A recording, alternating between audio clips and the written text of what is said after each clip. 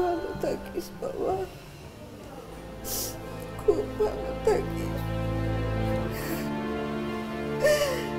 আমার সোনার মানে, আমার বুকের ধন।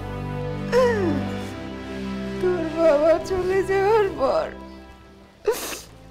তোকে বুকে আঁকড়ে ধরেই বেঁচেছিলাম বাবা। এত কান্নার কি হলো বুঝতেছি না, ছেলে তো মরে নাই এখন।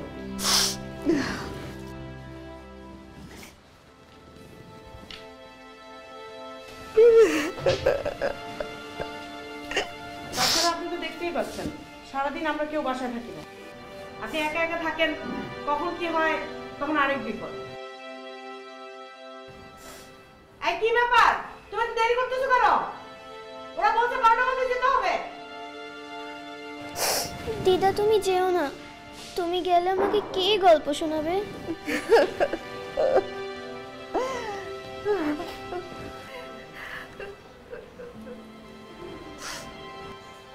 মা, এখানে তোমার ঔষধ আছে, কিভাবে খাবা সবকিছু এটার ভিতরে লেখা আছে। মাসে মাসে আমি তোমাকে ওষুধ দিয়ে আসবো। আমার আদরের ধন বুকের মানিক রেখে আমি কেমনে থাকবো বাবা? মা, কি করবা বলো? তুমি তো সবকিছুই দেখতে পাচ্ছ, আমার হাত পা বাঁধা, এদিকে গেলে তো ওদিকে হয় না। অফিসে বসে বসে সারাক্ষণ তোমাকে নিয়ে টেনশন করতে হয়। সবই বুঝি বাবা,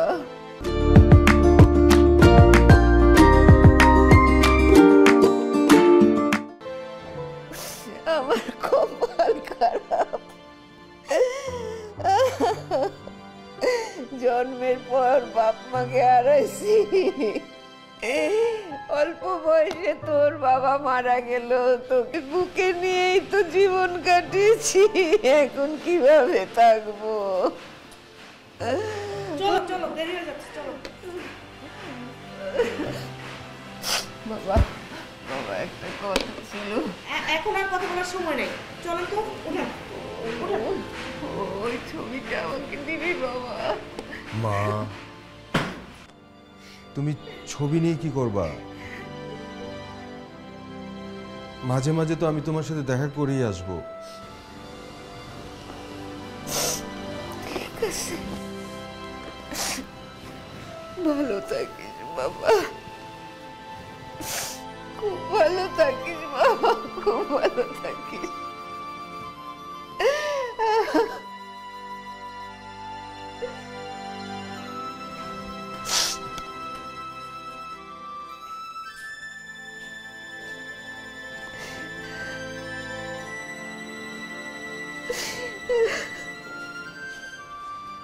তাড়াতাড়ি আসো।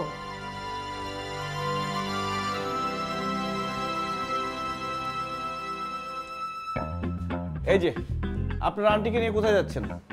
আপনি কে? আমি কে সেটা মুখে না বললেও চলবে, আপনারা কোথায় যাচ্ছেন সেটা বলেন। সেটাকে আপনাকে জবাবদিহি করতে হবে? যদি বলেন তাই।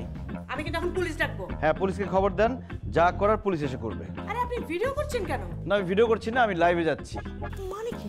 প্রিয় দর্শক, এই যে দেখুন, উনি হচ্ছেন মিসেস নীলা, আর ওনার পাশে যে দাঁড়িয়ে আছেন উনি হচ্ছেন এই অভাগী মায়ের কুলাঙ্গার সন্তান, যে কিনা তার মাকে বৃদ্ধাশ্রমে রেখে আসতে যাচ্ছেন।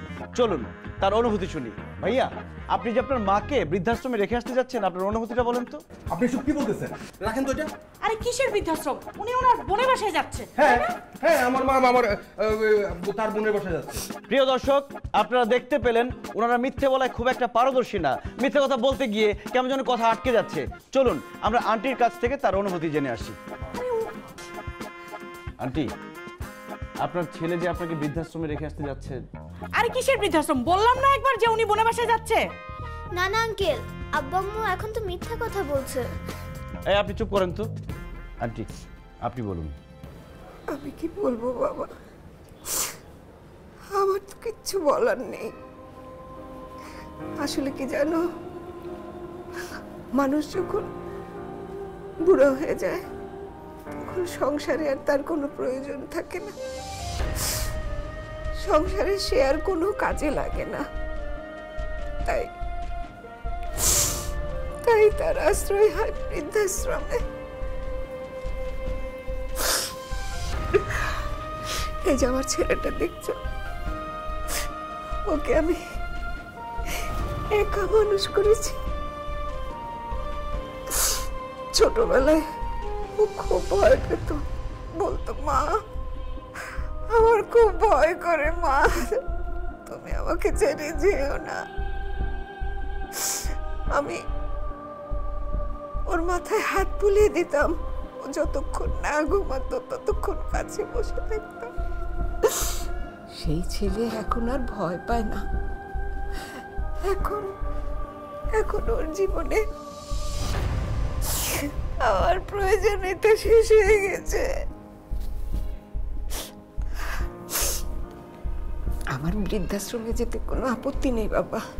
আমি বৃদ্ধাশ্রমে গেলে ও যদি সুখে থাকে তাহলে আমিও সুখে থাকবো বাবা। আমার সন্তানের সুখই আমার সুখ, আমার কোনো আপত্তি নেই। আমি চাই ওরা সুখে থাক, ওরা শান্তিতে থাক। প্রিয় দর্শক, এই কুলাঙ্গার সন্তান তার মাকে বৃদ্ধাশ্রমে রাখতে যাচ্ছে, তারপরও মায়ের কোনো অভিযোগ নেই। এই ধরনের কুলাঙ্গার সন্তানদের কি করা উচিত? থুতু মারা উচিত না? এই ধরনের কুলাঙ্গার সন্তান যাতে কোনো মায়ের পেটে না জন্মায়। মা,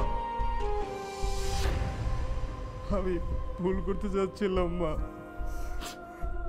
আমি আসলে ভুলে গিয়েছিলাম। তুমি কত কষ্ট করে আমাকে বড় করেছো মা, তুমি আমাকে ক্ষমা করে দাও মা, আমাকে পাপ থেকে মুক্ত করে দাও মা, আমি তোমার কাছে ক্ষমা চাই মা।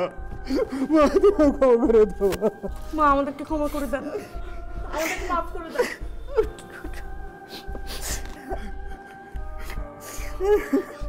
ভাই, আপনাকে ধন্যবাদ ভাই, আপনি আসাতে বুঝতে পেরেছি আমরা কত বড় একটা পাপ করতে যাচ্ছি না। আমার মা কোথাও যাবে না, আমার মা আমাদের বাড়িতেই থাকবে। চলো মা, চলো ঘরে চলো।